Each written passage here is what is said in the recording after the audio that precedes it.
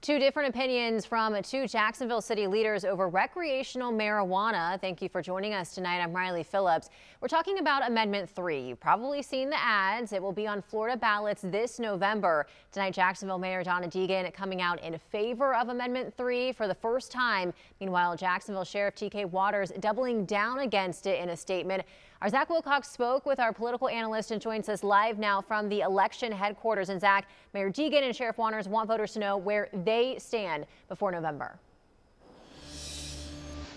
Yeah, Riley, we're just a couple months away before voters head into polling locations like this one with a lot of decisions to make, including how they feel about recreational marijuana. But they'll be able to take something into the voting booth with them, and that is the 2 cents from two different elected officials.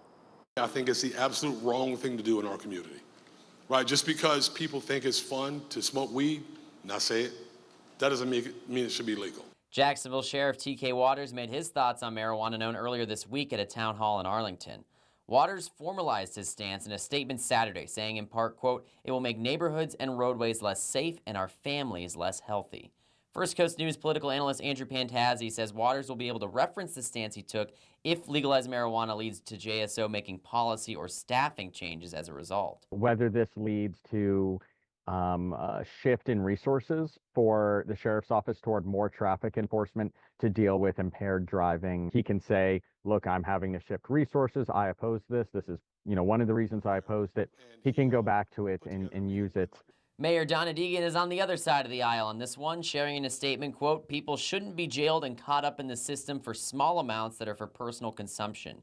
There should still be laws in place that regulate the time, place, and manner for appropriate usage." Elected leaders and candidates, they have been much more hesitant to support legalization than what you would expect based on polling. Mayor Deegan, as the largest city mayor in the state, is significant in the sense of here's someone willing to support something when many other elected officials are not.